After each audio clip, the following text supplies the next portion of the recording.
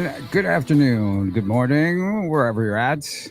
Welcome to the Football 360 Show. It is Fast Hour Football Talk on the Planet, coming at you on X, on YouTube, the Football360Show.com, Spotify, as well as Apple, and of course, KLIS, your Lou Info station, information station, louinfo.com, KLIS 590 AM on Saturday mornings. Great to be on there.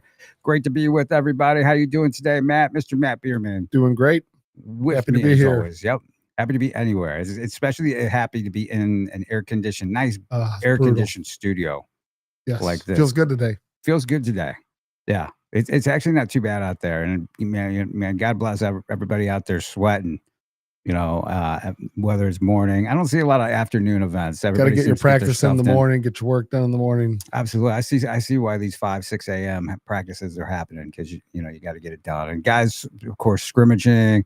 I know last week the East Central camp, East Central camp was a week before that. The Rockwood Summit, the Eureka Summit camp happened. That was great competition. A lot of great teams coming in there. And then on Saturday, you had the Kirkwood 7-on-7, which was very hot. Yes, it ended up ending because of the heat. They called it early. I believe it. Of course, I ducked out because I was like, man, this is great. A lot of great competition, a lot of great teams, a lot of stuff. But at some point, you got to say, okay. Yeah, I think they got to the point where the trainer came in and said, hey, with the heat, we're going to have to make the change of they'll have to stop every 5 minutes. Oh, yeah. Guys, and then they're like, well, it's a 20-minute game. It's going to put us out here in an extra 20 minutes, right? Oh, yeah, right. So, because just meandering around as I do, coaches were like, man, I don't, how many more? Yeah, you didn't see a lot of teams upset when they were out, right? Because at the end of the day, you want to compete, but you're there to get reps, get guys reps, right? And absolutely. Get some timing down. But it was fun. It was a lot of fun, but man, good competition, really good teams. I think there's a lot of good energy. It was scorching hot though by 10 a.m. Mm-hmm. I mean, I was shockingly hot, because they were on the main stadium and then the upper level practice field, and it was hot on both of them. And I mean, you were calling the plays for Parkway West. Can we say that? Yeah, got to call a little bit. They're working in some new implementing some new stuff on offense. I mean, some tried and true plays they've had, but then there's a new system that they're putting in. So Coach Duncan, I think, was sitting back kind of watching it and had me call it, which, for me it's all new to me. So I'm trying to figure out what's what and where the plays are. So we went with like a card system, which was good. Just made it a little bit easier because I'm not fluent in their language yet, for sure. Exactly. And people don't understand that. So that was going on. I forgot here's our social media, by the way. You can catch me on X, JP Rock MO, JP Rock Scouts U on Instagram. People can find you at Elite Football on X and Elite Football Academy on Instagram. We love questions. Reach out to us, ask us a question. We'll be happy to answer it. We get a lot of those throughout the week, but during the show, you want to reach out and talk to us. That's the way to do it. So yeah, I mean, West looked really good. Brett Ottensmeyer looking good. Max Jones looking good. New addition of Max Jones. You got Leighton Usry. You got who's a 80+ receptions last year as a junior. Yeah. Max Hurley is another guy who's going to have a big year. Yeah. Running back wise, they got who's the kid Tuck you guys were talking about? I mean, did I put you on the spot? No, yeah. Caught the pass 22. Turkin. Turkin. Yeah, he caught. Okay. Yeah, Turkin. Yeah, he caught. And it was one of those things where honestly he kind of came in late on the play. Yeah. Didn't know. It was like one of those things that are going fast. Yeah. It was it was a play that would have happened to Mizzou back in the day. And it was a batted ball and wasn't happened to be in the right place at the right time. It was either going to be a tie ball game or a win, and got the win. Yeah. So, but yeah, it's fun. Braden Bierman. He got my son got to do, his arm was really sore from all the snaps. Yeah. But when you're a freshman, you get to be around that environment. I think to me is really good, right? In the week, I guess earlier in the week, got some reps when the varsity was up there. So you got just some training reps and kind of getting the edge and the feel of high school football versus making that move from 8th grade up to high school. Yeah. So but it is interesting when you watch the different schools. All of them have a few young guys. Not a ton, but there's a few young guys that get to cut their teeth Mhm. and get out there and get into the action. Which to me, especially with 7-on-7, there's no harm, right? Because there's the physical side of it. A lot of these guys are smaller, Yeah. but if they can compete, they can compete. That's the whole name of the game. Yeah, if you can compete, you should play. Yeah. If Yep. you can contribute and compete, then you should play. And I mean, one of the better Parkway West teams, it looks like, in years Should be good. since the Gabbard era. Yeah. Just skill wise, talent, got pretty much everything. And I'm talking about the whole team as well. With the line, you got good line play. You got really good linebackers. Of course, Gunnar Holmes was there playing 7-on-7 with you. You guys got Brady Kluba as Yep. well, and there's another one, and I can't. I'm kind of trying to think of the third line. Oh, Jamont Brooks. Yes, I mean, Jamont Brooks. He can't. He's Hard to good. That's miss, right. a solid College linebacker. prospect. Yep. Yeah, and then you got Jet Johnson, who wasn't there. He was at William Jewell Mega Camp, and that's such a tough thing, right? You're trying to get recruited. Yeah. Your team needs you. I think he was back and forth whether or not he was going to do it, but to me, this time of year, that's his last time he gets to go be at that mega camp, because all those camps are kind of winding down now. Right. So I think that would be a good place for him to be. So hopefully it went well for him. But I always advise kids and parents, if you're heading into your senior year, right, and you have a school event or you have an opportunity to go to a college campus or college camp where they will possibly get an offer either from the school, or if it's a mega camp like that, you got to go to the camp. Yeah. Right. And hopefully nobody would be upset. Your coach should understand. Right? Yeah. The Coach Duncan, of course they would love to have you there. Correct. Right. But to me, it's that there's a healthy side of the high school coaches when they have the perspective to say, okay, this guy's only got 1 year left with me. Yes, we have goals as a team, but we're earning those goals in practice. So, once July starts, those guys will be fully bought in and at everything and practicing from July through the season. Right. Especially when you have a veteran player, you know what you got with Jet Johnson or a guy who's going to be a senior who's started for you for a year or two. You know what you got. We'd love to have him, like you said, but go do your thing. But you also know he's graduating, and this time next year he'll be going to a college. Right. So there's that. It's a fine line. Absolutely. So like I said, I ducked out early, but good talent. Kirkwood looks good. They have a new quarterback, Cooper Owens, who's transferred from Fort Zumwalt South. Tough loss for Fort Zumwalt South, but Cooper was there. We were talking about Bodie Mansfield. Is a guy who I think is really going to come on for Kirkwood this year. Yeah, and just really be. They got good receiver core. Jameer Sloan. Yeah. A guy named Jacob Eberhardt. I think he's gonna be okay. He might be okay. Yeah, he's okay. 6'3", breakout season ahead for him. Yeah, breakout season for him. 4.5 40. He might do something. Imagine how dangerous that St. Mary's team would have been if all those kids stayed there. We were talking about that, and a couple of them are on Live for Life, who was also there in Cam Hurst and Javion Scott. Yeah, think about that.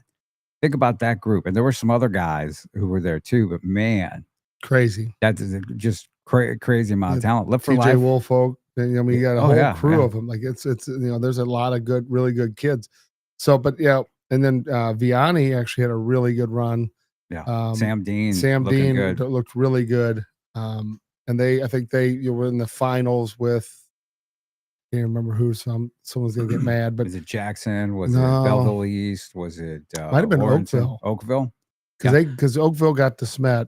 But in DeSmet's defense, they did 2 days of that the team camp. Yeah, and then Saturday, I mean, those guys had to be beat down. But you know what? Coach Merritt is a big supporter of St. Louis Metro Football Coaches Association. Yep.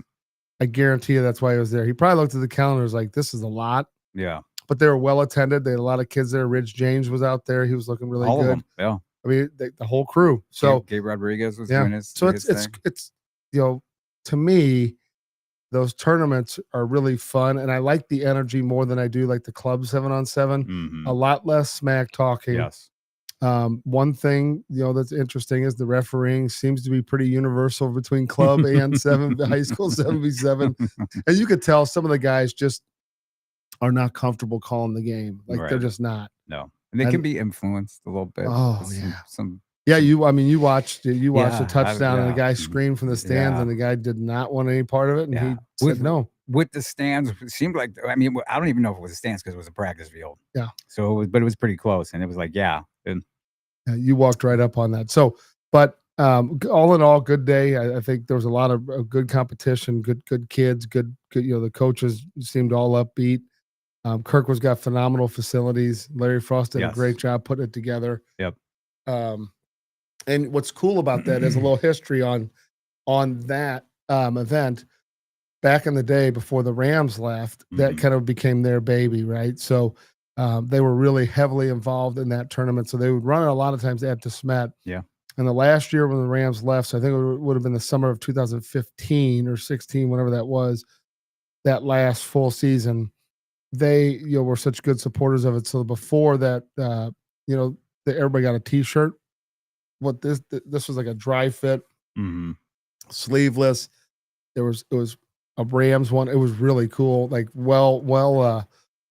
just Promoted, a well yeah. promoted, just a really cool thing. You still see kids every once in a while wearing that shirt around, right? Mhm. And but that was back in the day when the Rams and and that's something we've never really addressed. But like obviously we worked a lot with the St. Louis Rams when they were here, and we ran the St. Louis Rams Training Academy. It was the first of its kind in the NFL. Really cool, great opportunity to work with those. We had great relationships with guys like Kyle Eversgerd, who's now with a company called Game Breaker, makes helmets and uniforms and does a really good job in that space, and has really promoted the game of flag football, 7v7, and then even now tackle football uniforms, things like that. But um, they were such good stewards of the community. I don't think people really realize. I know they got caught up in some of the, the name calling and the stuff when the Yeah. business side of it when they were trying to leave. Yep. But really, what that ended up doing to the football communities, I don't think people understand the damage it did across the board. Top to bottom, youth, middle school, high school, and I will tell you, like elite football. At one point, like we looked at ourselves like, well, hey, there's no one else left doing this stuff, right? Yeah. St. Louis Metro football coaches. That's why we spend a lot of time and energy with them because they're one of the only ones that's really pushing to do the recruiting nights, to do the 7v7 stuff like that are The showcase. the showcase. I mean, there's things that they do that quite honestly, it was a lot easier when the Rams were here, helping financially and manpower.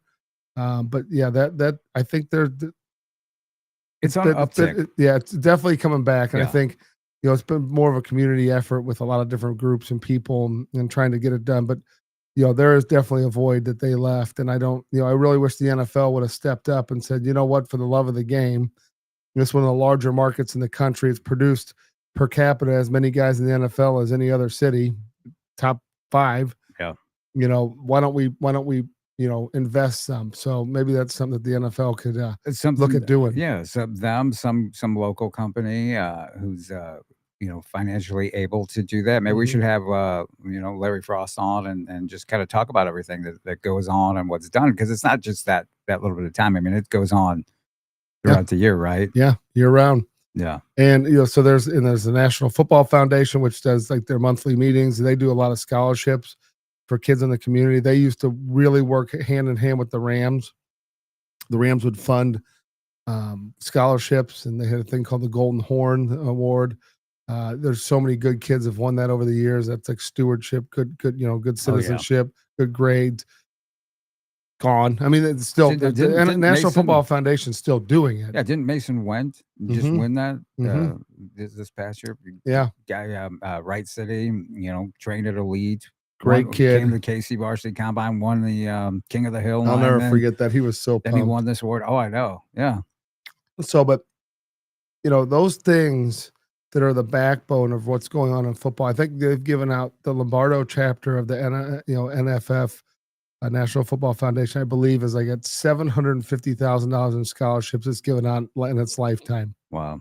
Pretty good. Not bad. Yeah. Not bad. So, and that's been going on for years. I mean, a long time. So, but yeah, I think that's something maybe we, as we talk about down the line, like is just, what's available, what is still kind of needs to be buttressed and fortified since the Rams are out of it. Right. Cause they ain't coming back. Something that needs to be done. No, for sure. So, And So we came through the summit camp, which was, like I said, really good. I don't know if you were out there at all. I was No, I just watched some online and trying to kids get show me their film. trying to get between both places, but it was really good competition. Blue Springs made the trip over.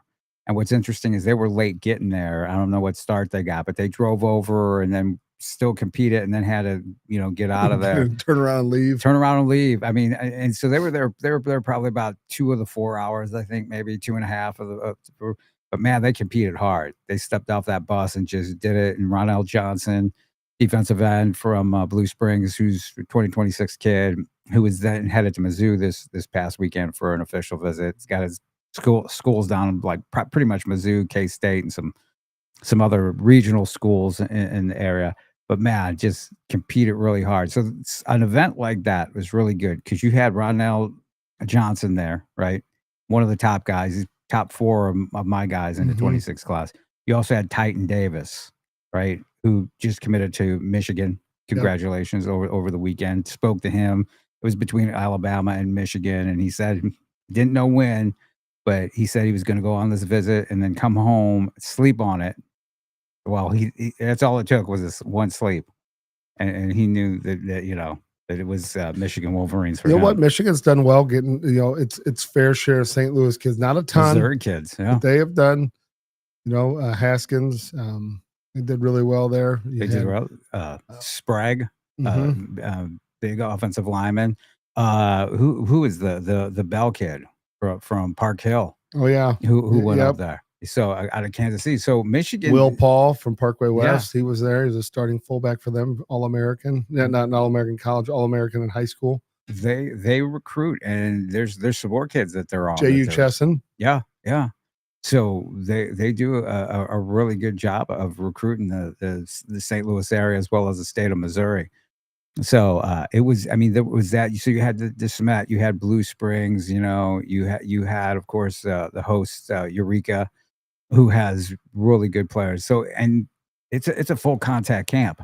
So you have guys really going after it. So you got to see a lot of good competition. Blue Springs, very talented, have a really good junior to be quarterback in Wyatt Erickson, who I believe his dad. Yeah, his dad played. Did you guys play? Did you guys play together? Yep, Steve Erickson. Yep. Looked good. I mean, they look like they have it all. They have good offensive linemen, good size, good speed, good skill guys. Defense really got after it, and then also got this. You also had Cardinal Ritter, who was there, who is just reloading. I mean, it's crazy. Obviously, like Elijah Lucas, who just committed to Western Michigan yesterday, I believe it was. And they've lost kids too, and they still look good, right? Yeah, they did. And they looked really good, but like I said, they just reload. Lucas wasn't even there, right?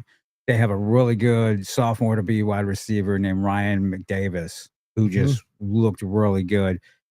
Our guy, Manny Ellis, just he's just taking his game to a new level. Coming into his own, right? Right, because he's always been fast. He's gotten faster. He's quicker. He's more elusive. But what really, and me and him talked about it, was he likes to run between the tackles, right? And he puts his head down, and he's all of like 165. Maybe 165. They got a big line too. They got a big line. They got some guys coming back. They got some new guys that they're adding too. But man, he runs hard between the tackles, and he How they look at quarterback? They looked pretty good at quarterback. I'll tell you what. I always get his name messed up.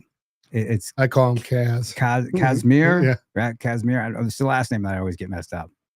Mansuk. Yeah. Right. Is that right? I believe so. Come on, man. You're going to be training him, right? Yeah. I train him. Yeah. I call him Kaz. As everybody does. Some people call him Cash. His new teammates were calling him Cash. Such a good kid, man. Really good kid, and he looked good. He can run too. He looked good. He can throw. He can run. He went. Yeah. Now, he's no Carson Boyd as far as the running goes. But yeah, right. Well, that's another level. Carson's running it's a like very having unique a running run. back. Very unique running too, right? Just very aggressive. But I think it's interesting. So you got a guy who's got varsity starting experience as a freshman, transferred up from Logan Rogersville, which is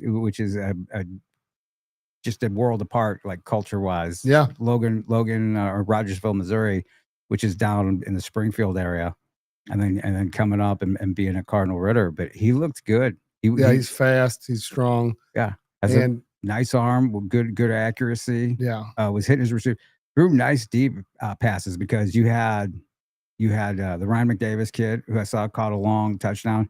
Milan Green, who I don't know if you remember him from St. Mary's, came to the elite combine. One of the fastest kids. I think he might have been. There might be one kid who was faster than him, but we're talking just lights out, and he played lights out. Has D1 offers already from Miami, Ohio, and a couple other schools. I think maybe Kent State. But they just reload, right? I mean, you have those guys that help them win, championships, leave, and they just reload, and they really go about 4 deep running back because they have a couple of freshmen who've stepped on campus, and I mean, they could pretty much play anywhere. Wow. Right now. Oh yeah. And so it's going to be interesting. It's going to be fun to see. So you had them, you had Summit, of course. Big Devin Walker plays for Summit. Lafayette. I don't think Lafayette necessarily gets a lot of the pub that they might deserve, a lot of the recognition, but really good. Jeremy Williams, really good. I'm sure you're probably familiar with their Bills. Yep. You're probably Connor James, who's a big lineman. Yep. Who just killed it at Lindenwood. They're going to be really good. They got a new coach, a new head coach. Yeah. They have a lot of their returning staff is back too, I believe. Mm-hmm. So, are you familiar with their quarterback? Yeah, Brady Misek. Yeah, who has been a good quarterback, but his bad timing. Yes. Right, he had a senior right ahead of him. Yeah, and then he was a heck of a receiver last year. And he's a really good point guard or basketball player. He's a guy who worked a bunch with Dalton Demos, one of our guys, who Dalton's now moved, but Dalton and is one of the best quarterbacks come through St. Louis. I mean, really good athlete. Dad was a great athlete. Yeah. Olympian. Yeah. Right? Yeah. Like did Olympic time trials, all that stuff back in the athletic. Yeah. So, but he's one of those kids. I'm really excited to see him because I think it's going to be one of those situations where you had that senior and it's like, now it's your turn. Very athletic, very good, just a gifted athlete. His brother was a quarterback there a number of years ago. Mm-hmm. But it's therein lies the issue with playing quarterback, right? And choosing where your kid, that sounds crazy, where your kid's going to go to school, kind of knowing what the landscape looks like and where you're going to get a shot as a sophomore, at least as a junior. Right, because he probably is in another high school and he starts as a sophomore through his senior year. No doubt. Whereas Jack Beal, the guy that was a year ahead of him, was able to do that because as a sophomore, as the competition. And so the problem is when you're the freshman, you're not ready. Mm-hmm. So you really can't. You don't have a dog in that fight, and that other guy's got a year leg up on you. And so now, while you're learning the ropes as a freshman, that guy's now getting seasoned as a varsity starter, and now when he's a third-year guy, you're not going to unseat him unless something drastic happens, an injury, coaching change maybe, or, miraculous development overnight, and that it's so obvious that you're better, right? If you're close, you're not getting the call. Right. I see that happening a lot. I see that happening when I'm just looking at teams right now. You have teams that have a really good sophomore quarterback and a really good freshman, or a guy who's going to be a sophomore and one guy's a junior. I mean, it goes all the way up. I could list off the schools, right? I'm not going to start that game, but I could list off the schools of guys who should be playing. And if they were playing any other school that they're at, they would get that. And that is a tough call. And I don't think enough parents necessarily know or look at that. And a lot of it is till it's too late. I mean, I have parents coming up to me now saying, yeah, we're if things don't work out in practice, well, good luck, right? Yeah, and then because your options are really limited. Yeah. If you're you got to worry about the Misha thing. Yeah, if you're brand new to the school and you haven't enrolled, whether you're a freshman or a transfer, I think you have a shot.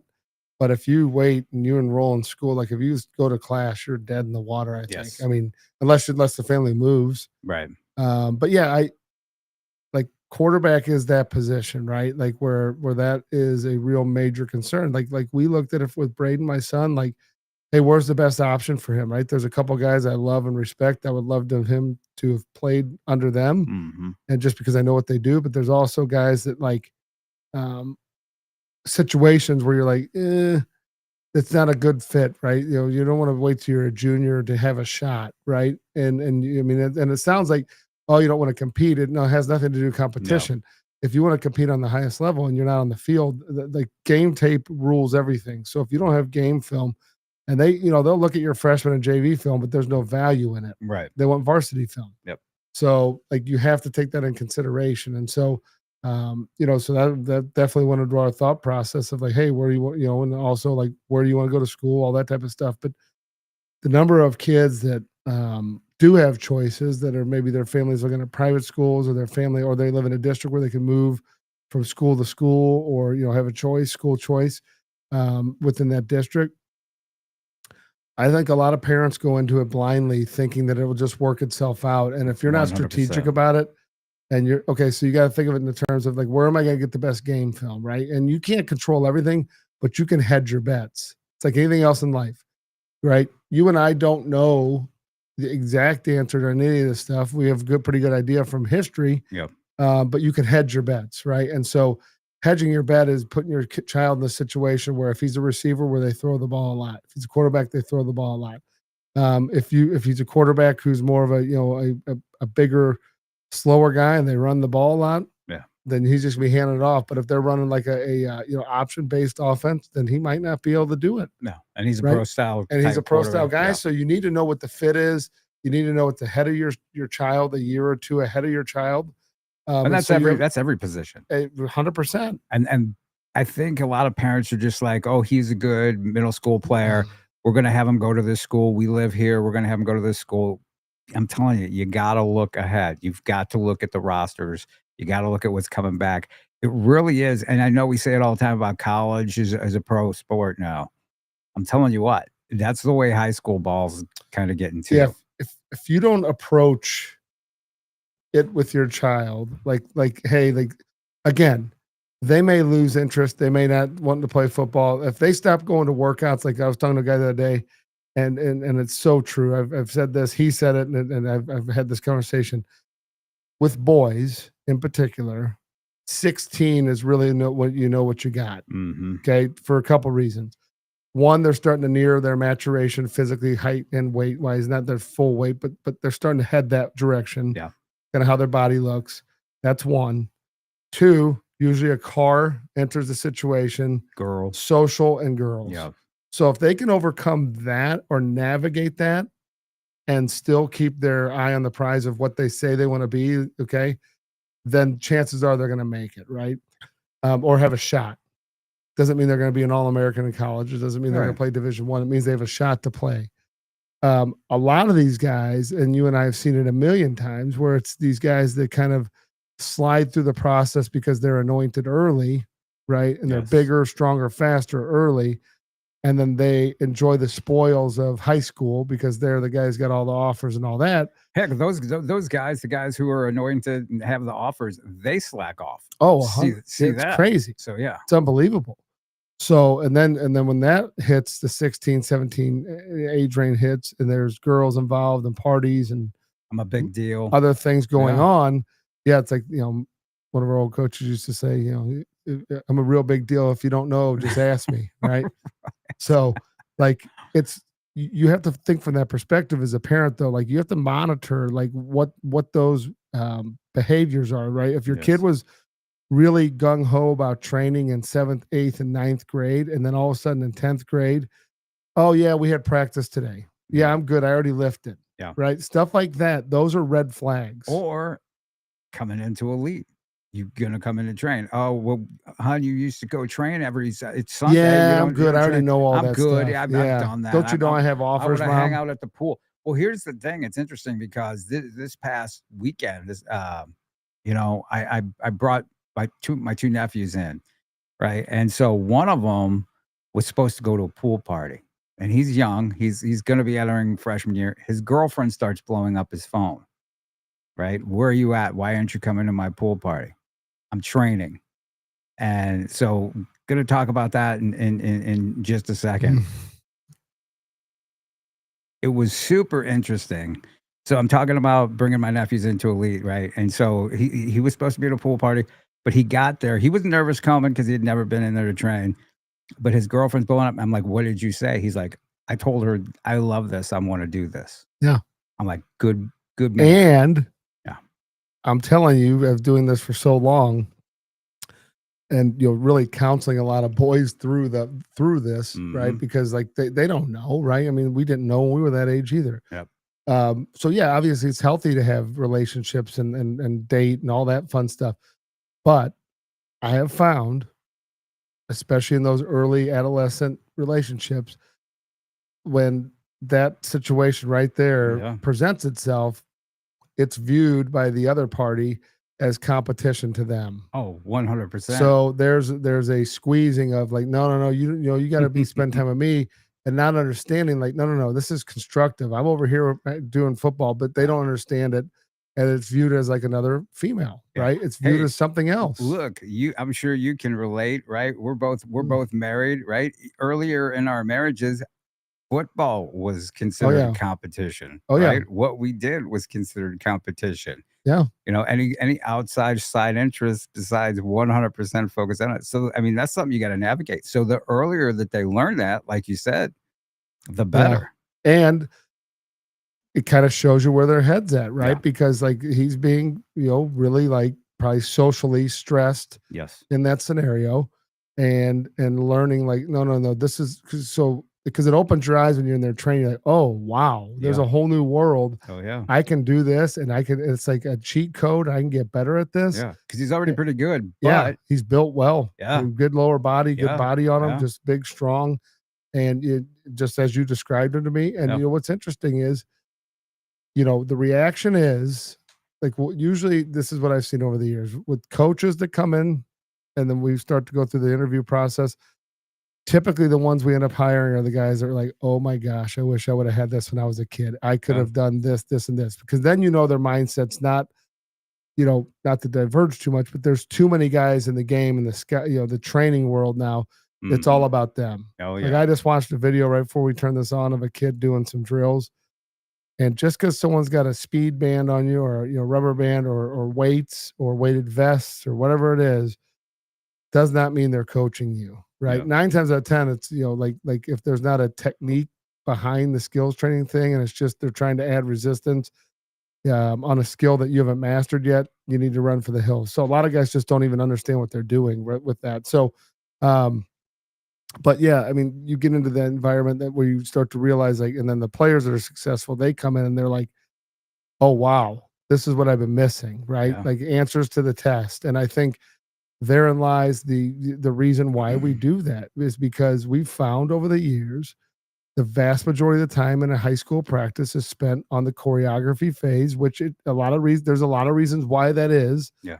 Where their choreography of the plays, offense and defensively, and you're working on executing those plays, right? And you execute them against different scenarios, different defenses, different downs and distances, different times in the game, different hash mark spots on the field. All those things are relevant.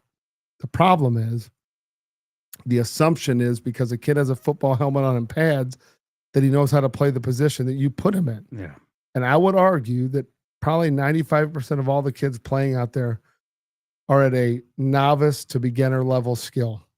Absolutely. And you're just seeing compete on pure athleticism.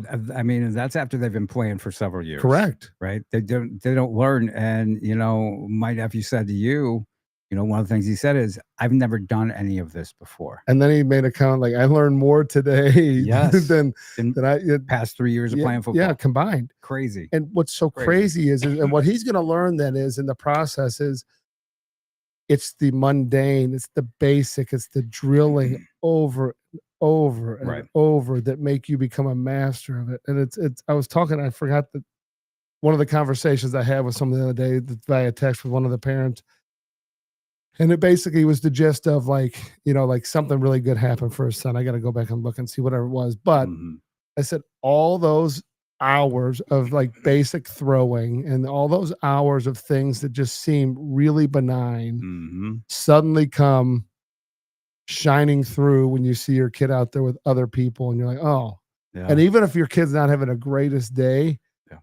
they're still better than the other kids there, Right. right? And Right. so like It's called the payoff. yeah, there's a payoff. Yeah. Right? The payoff for all that stuff that you, and if you're lucky, you have a kid who embraces that grind of the repetition and loves it. Mm-hmm. Right? Your son, Braden, he loves it. Yeah. Yeah. He loves it. Every time I see him, you can tell he just loves it, and it becomes second nature. Right? That muscle memory kicks in. Got to do this. Boom, and he's like, boom. Yep.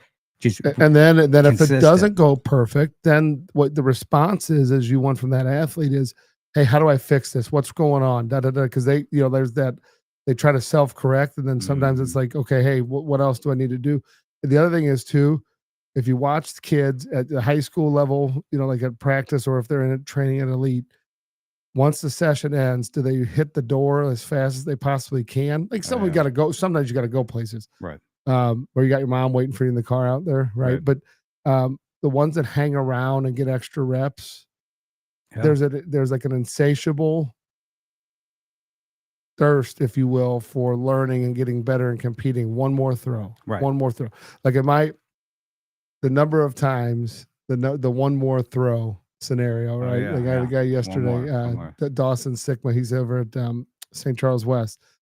Super competitive with himself, like to the point where I'm like, hey man, like let's smile, let's have some fun here. Yeah. But he was working on some things yesterday, and he ended up, like the last 6 balls we threw were like dead perfect. And I think one of the last, because like nets we throw into, like if you put 2 in there, the third one going in probably is going to hit the ball and come back out, right? Yeah. Which, if you're a perfectionist, it will drive you wild, or it'll sling it back because it's too full. Oh, yeah.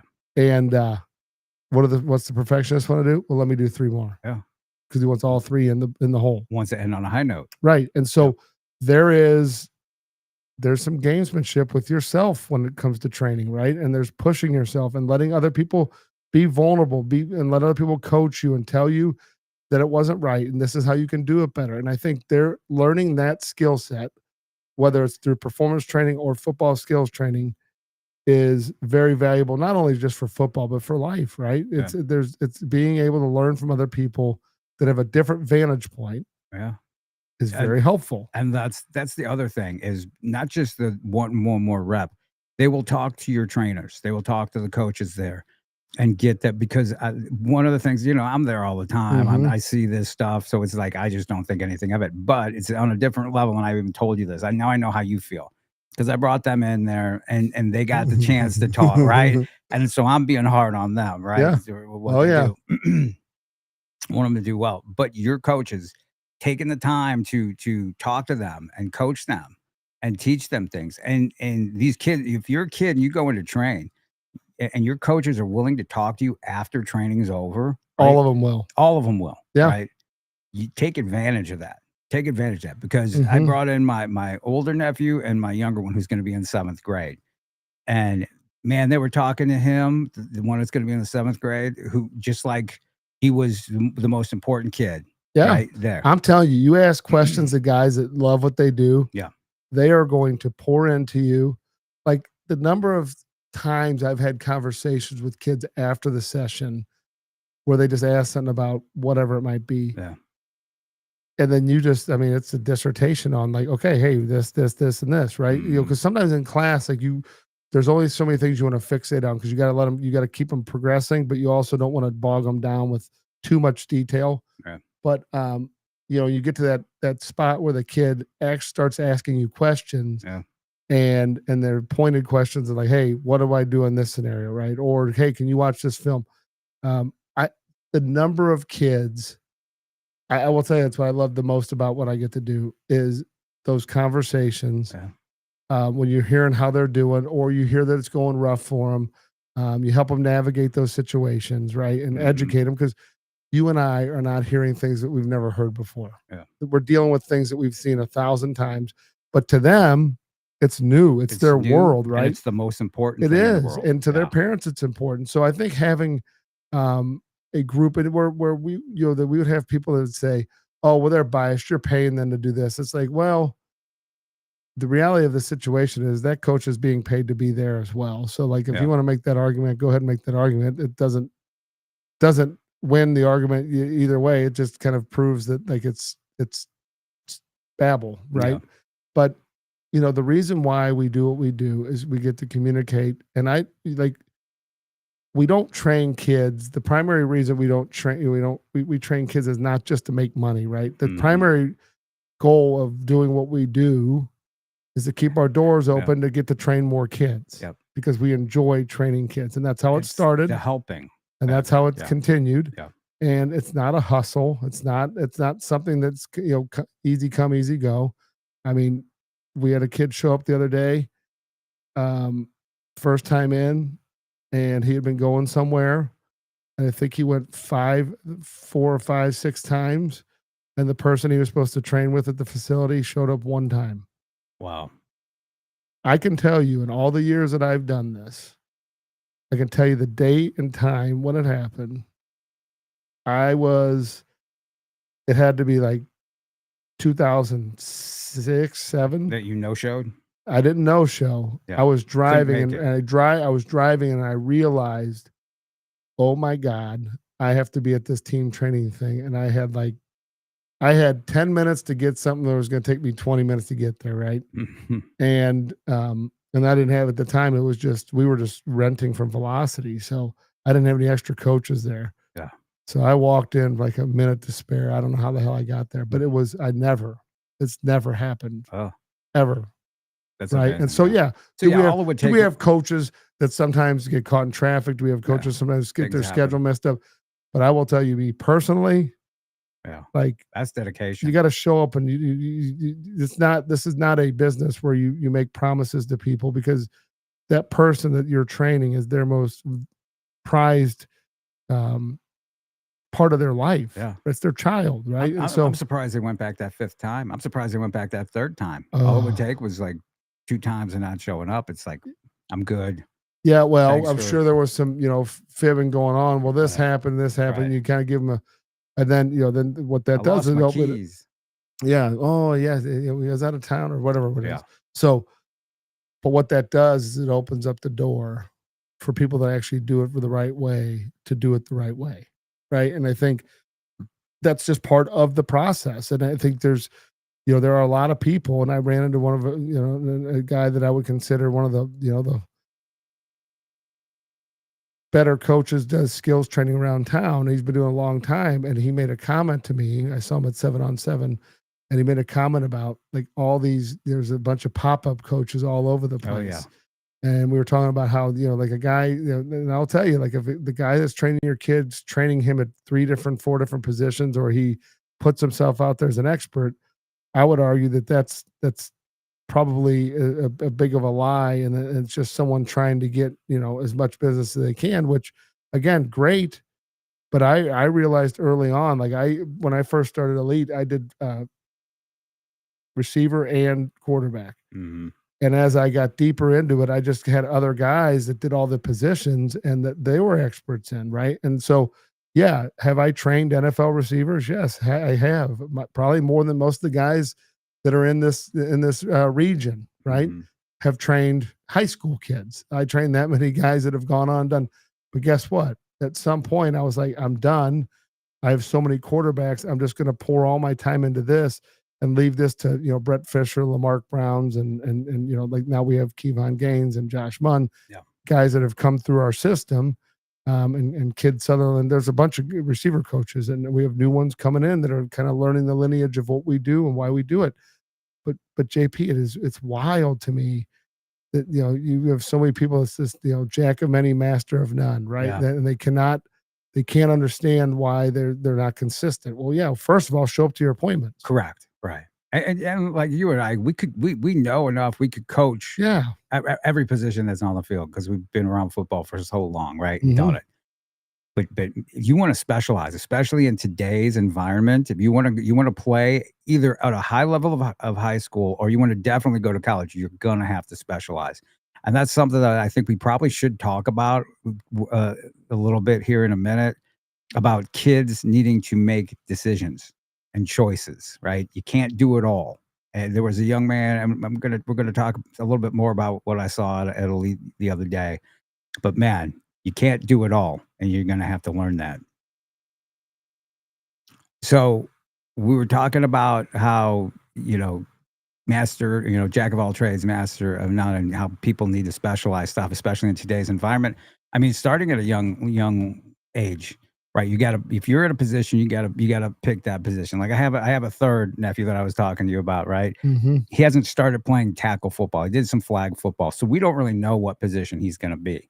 And that's a question I wanted to ask you. Was like, wait till we find out what his position's going to be before he comes into Yeah, training. Because right. I could pick what I think. Right. And I think that's the beauty of flag football is that you can kind of at that age, you Yeah, get to blur, get out right? there, You're yeah. playing ball, you're doing whatever you can, you're doing a little bit of everything.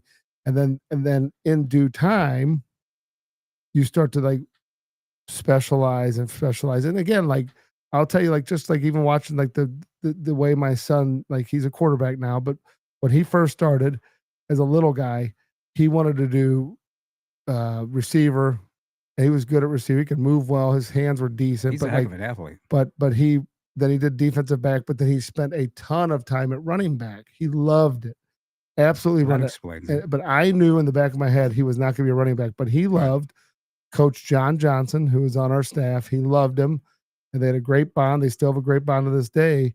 And he wanted to be that, right? And then I mean, I still have so many videos of him and like juking out and like just just fun stuff.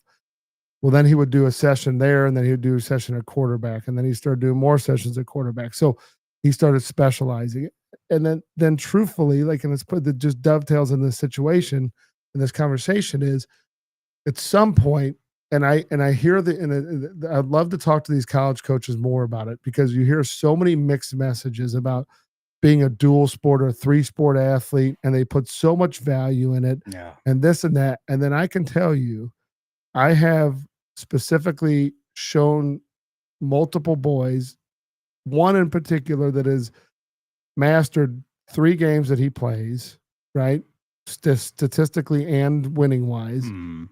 And I'm telling you, there's not people putting value on that. Yep. And they claim that they do. Yeah. Like if you're an All-American in a sport and then you play a AAA level in hockey, Yeah. and you break records as your first year, Yeah. that should be enough for someone to go, huh, what's going on here? Then it goes, yeah, but maybe he's not a little. His combine scores aren't enough. Well, wait a second. Yeah. Should he have spent all of his time working on his combine scores? Is that what he should have done?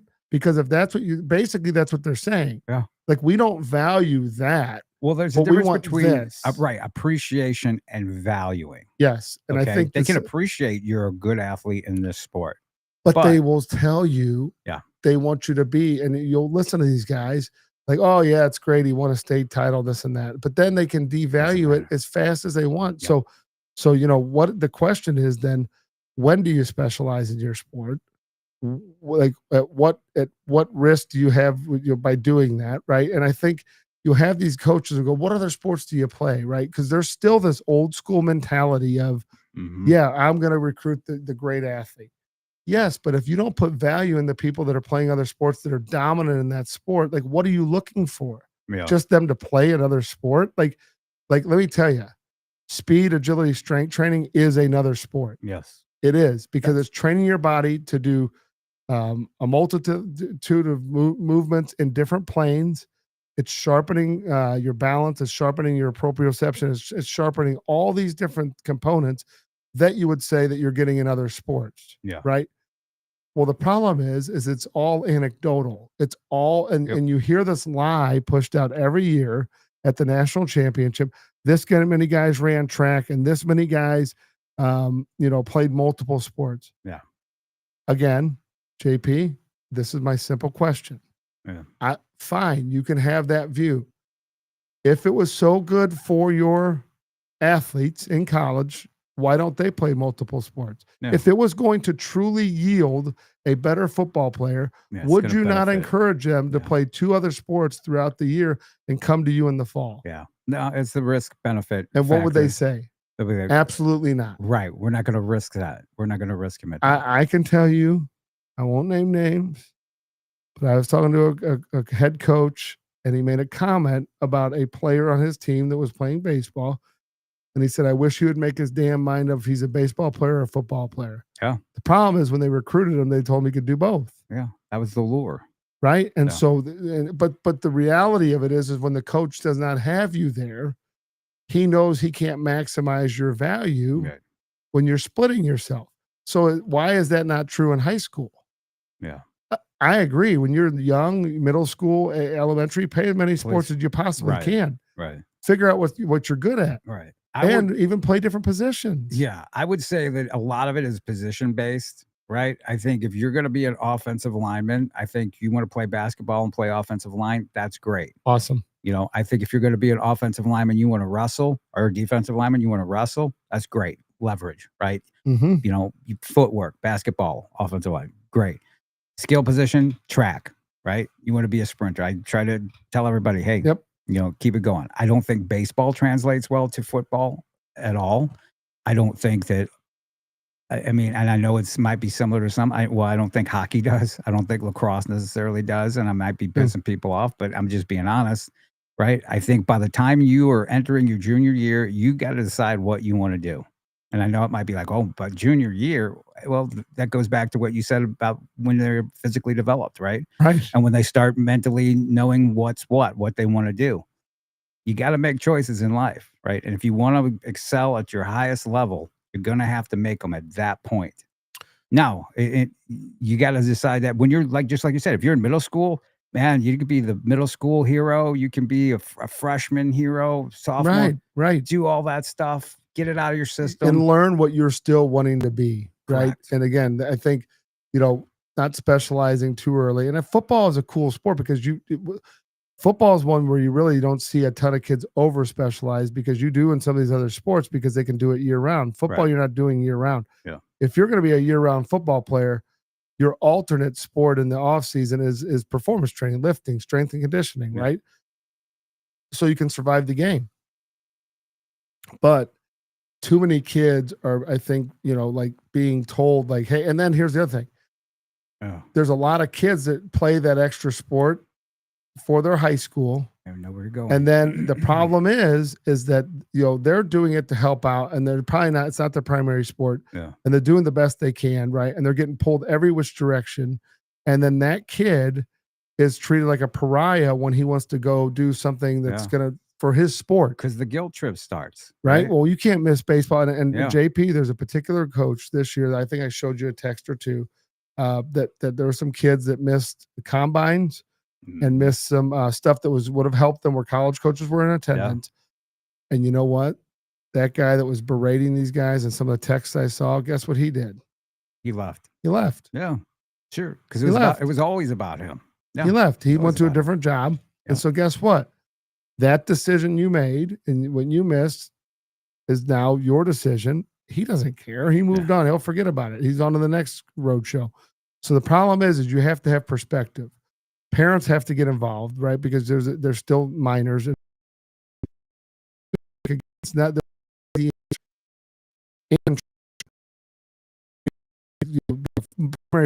play basketball or play soccer or whatever in the rec season or baseball, lacrosse, and you can still train. Yeah.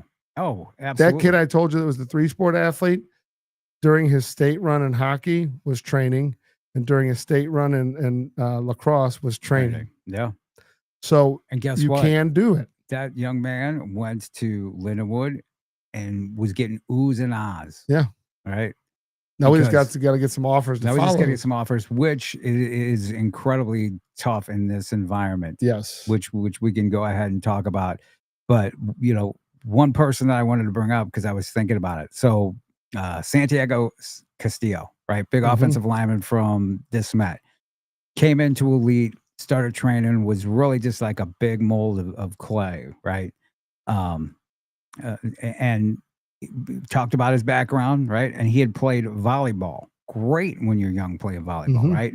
Didn't really have any football skills at the time coming in, but he was a big 6'5" kid, probably. He's grown to 6'7", 330 pounds, probably.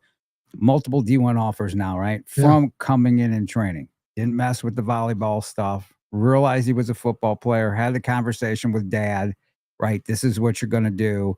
You got to come in and train.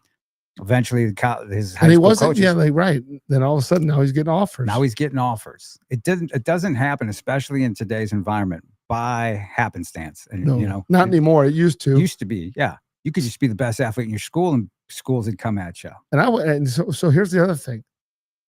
Just so you don't think that we're all football. Yeah. I would make the argument that you could play any sport and every sport you want to up until the time you're in high school, and you don't even have to be. You just got to be a good athlete, just like to that point. So I personally think soccer is the best developer for football players. As young kids going into through middle school, yeah, because some of the kids that I've seen come off the soccer field, as long as they have a propensity, they're not shying away from contact. Their foot skills, their body control, and their ability to move and get their eyes up now it's pretty easy for them, right? Mm-hmm. And so I would argue that is probably the single greatest. And I think people would argue wrestling and stuff like that, but just from a skill position perspective, especially for receivers and running backs, unreal, unreal. Because you said that coordination, the eyes up, being able to move, right? And you learn it at a young age. Yeah. And then you can show up, and this will tick a lot of people off too within the game. All these people that are spending all this time, energy, and money sending their kid to All-American games and all these different things and different teams that travel. Yeah. You have no idea. There's a kid on the soccer field or basketball court right now that's going to get lured out to play football. And you're going to say, well, my kid's been playing since kindergarten. Doesn't matter. Who's the better athlete? Right. Who's got more size? Right. It doesn't. And JP, let's go back to what your nephew said. Let's say he's been playing 3 years. He said, hey, I just learned more, in that time, that short period of time. Yeah. A lot of those kids have been playing since, and I had this conversation with the coach at Kirkwood the other night. A lot of those kids that have been playing since they've been young have been on super teams. Yeah. And they've been super let down because they've been let down by people that are not, they're just picking the best kids they can find. Mm-hmm. And they're not, and they're out athleting people through, all-stars, but the kid is not learning the game. Right. And so I will tell you that my approach in middle school football was teach these guys as much as we can. We're audible and we're teaching about the game of football, take what people give, all those things, and then skills training them, right? And so if you have that backbone and understanding of the game and you know how to do the dance moves on the field, when you get to high school, you have a fair shot, right? And I think so many kids get there and say, no, I played for this or I did that. And it's like, yeah, but you were hidden because that 3 kids you had on your team that were grown men were beating everybody, and you have a false sense of security as if you participated. Yeah. Like you were part of you were just one of the 11 that were on the field. Yeah. Those 3 turned the game over. I'm telling you what, that could be a long conversation about these all-star teams and these different events that go through the summertime that we need to have a long conversation on. But as usual, time flew by, fastest hour football talk on the planet. But it was really good. There's more we could really delve into this, and I'm sure we will at some point. But football season's really in dead period's coming up next week, right? Mm-hmm. And so things will calm down for people. So I will be in Thibodaux, Louisiana. Yeah, here we go. We're Won't talking be a about dead those week for parents, us. right? Yeah, Manning Camp, which I'm sure you're gonna have some cool great stories experience, about yeah. that. Yeah, because you went last year, and that was just awesome to hear about. So, and I'm sure this is his second year. So now Braden knows what he's doing. It's gonna be hot, just like it is here. Oh man, it's gonna only more humid. Right. So that's fun. Yeah, I'm looking forward to it. That's fun. So what else is going on this week? Anything with That's elite? Football skills training Wednesday, Sunday, and then speed, agility, strength training tonight. Monday through Friday we have speed, agility, strength, private training 7 days a week. I always tell people, like, look, you can choose to do what you want, but other people are doing what you should be doing, right? Yeah. And I got to tell you what, those kids that I know, because I see them out there playing, I see them going to their camps, I see them going to their team camps, I see them going to practices that are coming in there and training on a Sunday or a Wednesday night. Those are the guys who are going to be successful. Yeah. And they are. They're going to be above the other guy. They're going to be, in fact, even if they're not the elite athlete, they're going to beat that guy who is the elite athlete because they're going to be better prepared. Confidence rules the day. And that's what it is. So speaking of confidence, check us out on our social medias. You can catch me at JP Rock MO on X, JP Rock Scout You on Instagram. And Elite Football on X for me, and Elite Football Academy on Instagram. Yep, reach out and got a question, something to say about the show. Appreciate it. Catch us as always, football360show.com. Catch us on Apple, on Spotify, Instagram, and X. Like, subscribe everywhere, and of course, KLIS 590 AM, your Lou information station, louinfo.com. Everybody stay cool and have a great week. We'll talk to you next week. See ya.